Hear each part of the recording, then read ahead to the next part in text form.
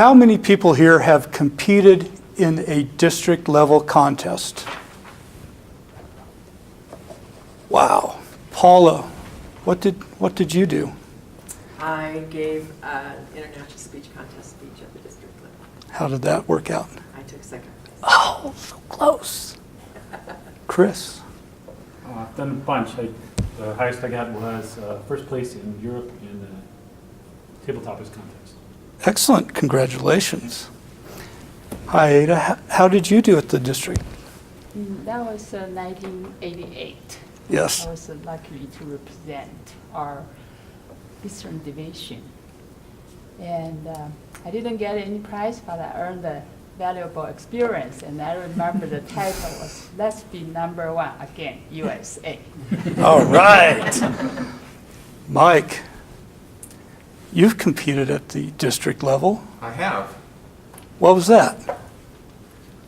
I competed in the international speech contest last year, District 26. Great experience. I think the greatest thing about it was the warm, very helpful support I got from my fellow Toastmasters, including many of you. Renee? I was humor speaking contest. I didn't win anything. Reed, I saw you raise your hand. Evaluations this last round.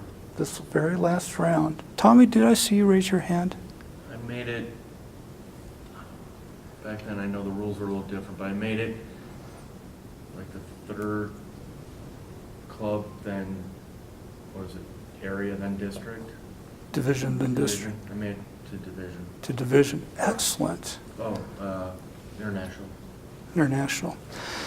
So just thinking about that, at the district level, we have 4 contests each year. We have 6 divisions, so there's only 24 people who get an opportunity to do those speeches, to compete at the highest level at the district. There's over 3,000 people here in District 26, so that's better than 1 in 1,000 people actually competing there. And how many people just in the last year from peak performance? That is pretty elite. That is pretty astonishing. But outside of that, how many people are professional speakers or want to be professional speakers? to tag on what Mike was saying earlier. Again, that's pretty amazing. There's not a whole lot of people that want to do that, who want to get up here on the stage and face the audience, particularly without a lectern. What about at leadership?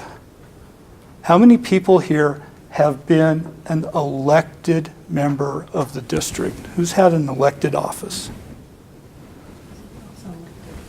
Paula, what was your office? Division governor. Division governor. Reed, Was a division governor. you were a division governor as well.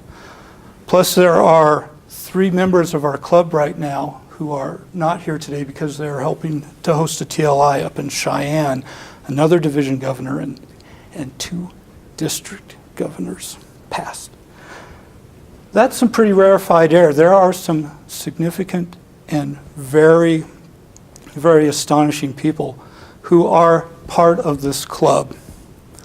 It's an elite membership.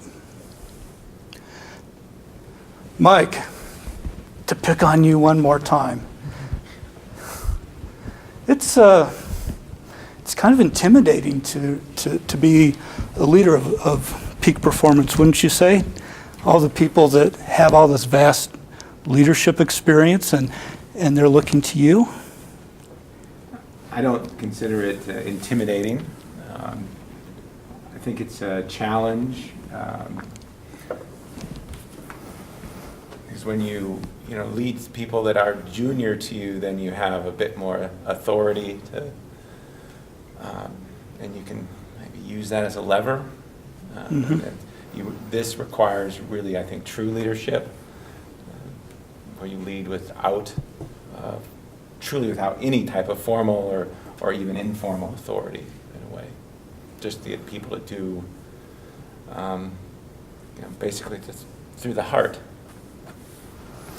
Well, I found being president of Peak Performance actually very intimidating because, well, you weren't there at the very first organizational meeting, but I had kind of pulled everybody together, and we're in this very, very large room. We have this long board room table, and I'm sitting here at the end, and everybody's staring at me, and there's at least 3 past district governors, a whole slew of past and current division governors, half a dozen DTMs. They're all sitting there, and they're staring at me, and they're expecting me to lead them. And they're all standing between me and the door. That was scary. That was intimidating to have everybody there looking at me to lead. But it wasn't bad because it wasn't scary, even though it was intimidating, because I knew I had their support. Everybody in that room wanted this to succeed. They wanted me to succeed. And that was so gratifying. It made me realize I can do this, that I can help lead this team to create an advanced club. So here's a pop quiz. No number 2 pencil needed, but how many new members do we have in Peak Performance this year? Shout it out. 0. 0. We have 0. How many members have we lost this year? 6. If you go to the web page, it says 6. We've actually lost 2 more, so 8. So a third of our membership has disappeared. I have been asking some of these people, what's going on? Why are you no longer want to be in Peak Performance? What's happened? And some people, this just doesn't work for them anymore because of the distances they have to travel in order to get to the club. But a significant number of people have told me they do not feel supported here. They do not feel that the evaluations are warm, that there are people being critical of the leadership roles that they're fulfilling. And I find that incredibly sad that here I was able to garner all that support, all that love from everyone. And today we seem to have lost that. Now, I asked everybody, I gave everybody out one of these envelopes as part of my evaluation. But actually, that speech, it doesn't matter. This is our club evaluation. This is your and my individual evaluation. So everybody, please take out your envelopes and open those up.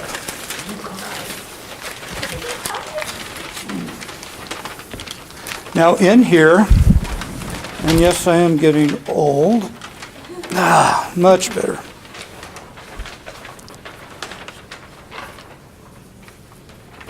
What I am asking everybody to do is to evaluate.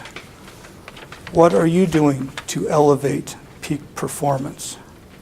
It's so easy to get on a plateau and we say that yes, we are peak, but what are we doing to not only raise ourselves up, but to raise up the membership?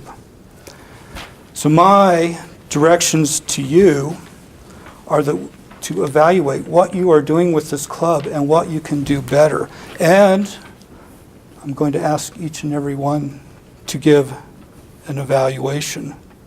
So just to be fair and to start this off, because I'm the one who has foisted all of this upon you, Alex, what are you going to do to elevate peak performance?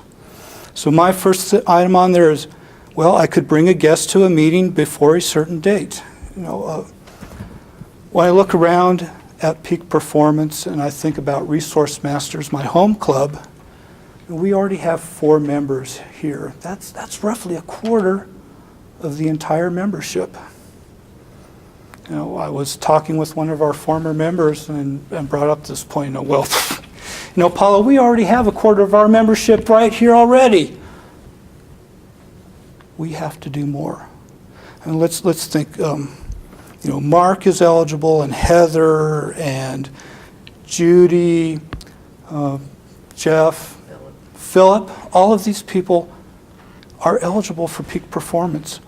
And I know that some of them may have difficulties, like say Philip has a young family, so Saturday mornings probably doesn't work for him. But we need to invite these people. We need to get them in here so that they can have the advantages, so that they can see what's going on. There's one thing that I could do immediately. Improve my evaluations. Well, how can I do that? Sometimes, here's a little secret, I can get a little snarky. Alex can get a little snarky. Yeah, okay, I've got one left. Thank you. Never noticed. So how can I improve my evaluations? By not doing that, by being better spoken and more thoughtful about how I give those evaluations. How can I support a friendly, positive environment here? There's things that every one of us can do. What about support the officers? I know that I'm doing some support with Mike right now, trying to do a little bit of mentoring, and I hope I'm having a positive effect on this, but I can do more. Finally, for everybody, I gave something special, something that I felt applied directly to you. And mine is, how will you use the founder's bully pulpit to elevate peak? I think you just did. Well, exactly. Guess what? Here I am right now. I'm saying that our culture has issues that we need to address. You may think of something else. That's why there's this blank line there. It's something else that you have noticed that we need to do to improve our culture, something that you can directly take a hold of. So what I'm asking everyone to do now is to take that minute that we typically have between a speech and evaluation to think about what you can do.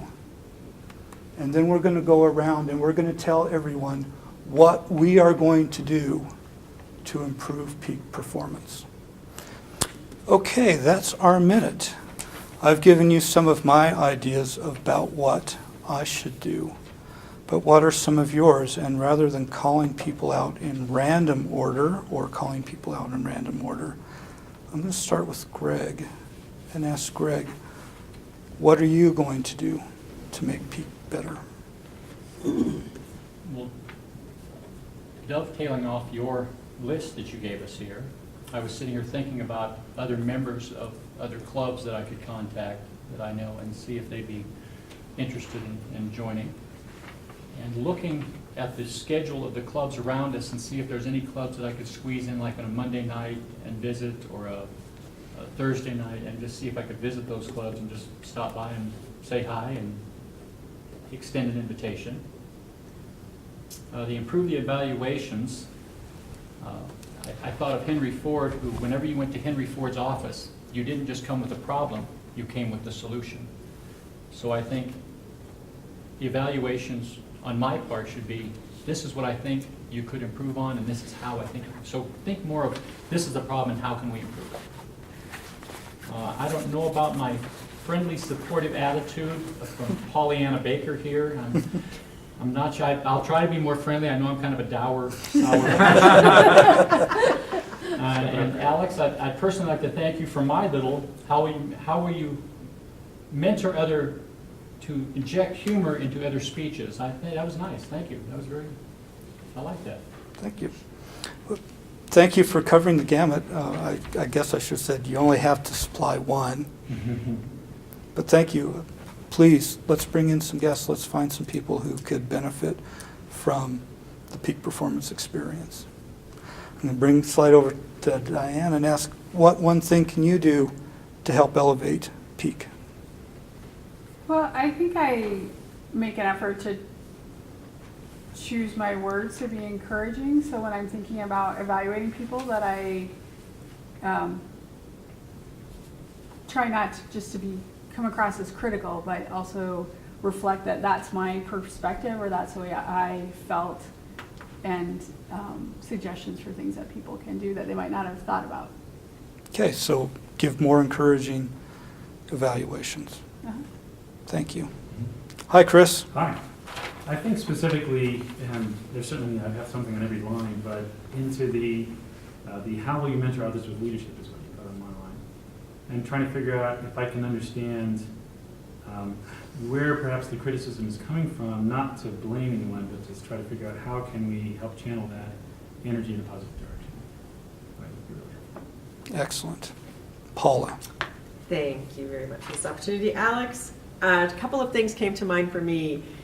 At district leader training a couple of weeks ago, I learned that we can print off all of the CCs in my area. I'm now an area governor, and I could do a personal invitation when I go to visit those clubs to all those that are CCs that are within the clubs that I will be visiting, and try to get some attendance that way, as well as those members that you mentioned in Resource Masters as well.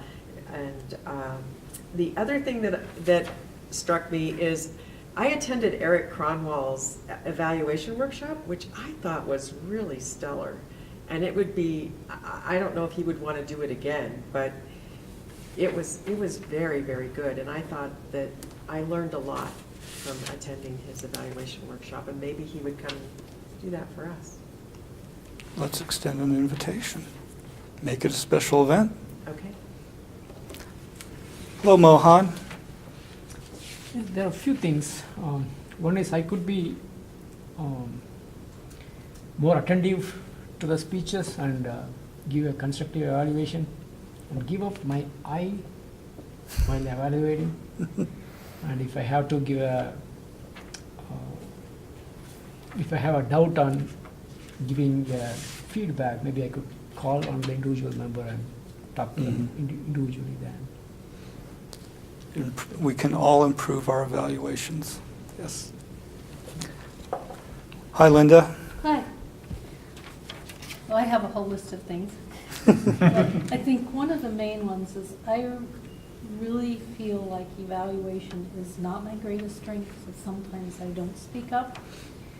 But if I am specifically the speech evaluator, what I think is an opportunity that I've not taken advantage of is to contact the speaker in advance and find out what they're working on and what kind of feedback they want. I think that frames the comments in a different way in terms of you're meeting that person's need, you're meeting their request, instead of just picking what you see as an area for improvement. And I think that would help make evaluations more meaningful and feel less critical. Thank you. Sounds like a wonderful plan. Hello, Reed. What will you do to improve peak performance? First thing, I'm going to fulfill my role as VP of PR. And that will initially mean a new marketing campaign for peak performance. I want to have that done before Valentine's Day. Another aspect of peak that I noticed, I spend a lot of time rewatching peak. And the round robin evaluation, I believe, is one of our downfalls, even though it's intended to be one of the good things. And the reason behind that is because the people that are doing the evaluations aren't as focused as the person that has the evaluation book, because they are focused very much on it. So I am going to start requesting a panel of evaluators and give them each a copy of that so they know they're going to be part of the evaluation specifically, which I think will actually improve the evaluation process. So that's one of the things that I would like to do. The other is, I'm planning on lingering longer, and I'm going to encourage the EC not to meet directly after or 15 minutes after our time, because that's actually the time when we spend socializing, when we take time to talk to each other. And I think I'll even bring treats just so that we can sit and talk over something. But that's what I'd like to do for Pete. Thank you, Reed. You are an inspiration. Tommy, thank you for volunteering to step up to be Vice President of Education. Beyond that role, what else will you do to improve and elevate peak performance? You know, personally, I've always somewhat been a little bit intimidated with this group, and that's my own mental block. But one of the things I really want to do personally is step up and do more speeches, because I need those evaluations. We all need those evaluations. So for me, it's more of a personal growth, and through that personal growth, I can take that and let my home club know, you know, what an honor it is to be part of this brain trust, really, of all the dynamics of area governors, district governor. I mean, so that's how I want to help peak performance out. Excellent, thank you. Hi, Renee. Hi, Alex. What will you do to improve I peak agree with performance? Tommy. This group is intimidating.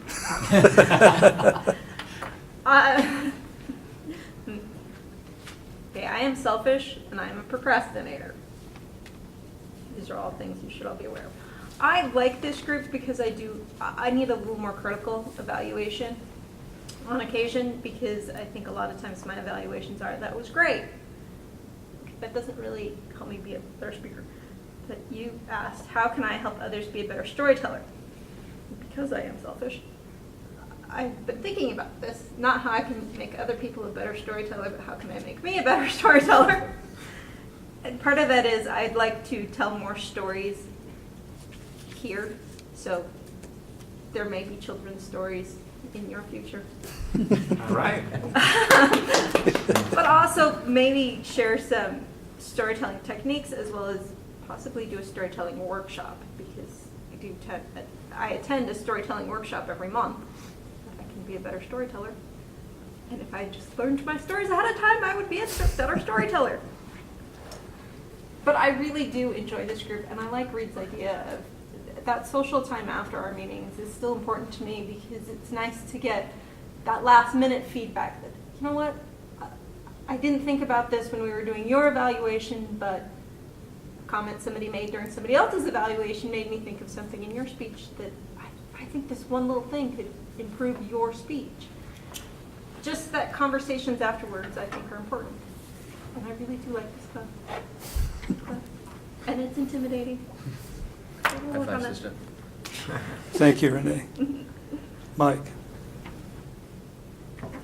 I've heard, as we went around the room, and it's probably not by plan, but it's, I think, apropos that I go last, a number of folks that have talked about intimidation factor. I think as president, I want to reach out to you, to everyone, but particularly the folks that may be intimidated, and be more encouraging. Just very informal, not at all scientific, but I think some of the people that have mentioned intimidation are some of our best speakers, and we need to hear more from you. And I think you have a lot to teach us. I'd like to encourage us to replace the word evaluation with the word coaching. And to Greg's point about how one of the greatest coaches of all time was from UCLA, a basketball coach. Anyone know who I'm talking about? John Wooden. John Wooden, thank you. 10 national champions, 7 in a row. And so the folks at UCLA, probably from the psych department, let's figure out, does Coach Wooden criticize or does he compliment his players? What's that dynamic there? And anyone know what they found out? Really compliments. Neither. Oh. A little bit of compliment, a little tiny bit of criticism. Most of it, as Greg pointed out, was how. Do it this way. That he's a teacher. He's giving the players information, instruction. And I think that's, to Greg's point, what we should focus on in these coaching sessions. And I encourage everyone to take that to the next step further. If you're a speaker, take advantage of the speech labs. You'll feel like you're working with John Wooden. It's going to be intimidating, but it's a way to really get better quick. Tying back to all of that, last week we had a fairly special meeting. We had lights, camera, action, a lot more so than we have today. It was like we were on a TV set. And I have to admit, I was sitting in the back and I was feeling incredibly intimidated and think, what am I doing here? But then sitting back and thinking of, as founder of Peak Performance, this is what we were trying to do. We were trying to do something different, something special, something wildly different than we do in our own home clubs. And that's why we wanted to put Peak Performance together. So this is what we want. This is fulfilling the dream. We just need to make sure that in doing that we are elevating ourselves and not being elites. Mr. Toastmaster.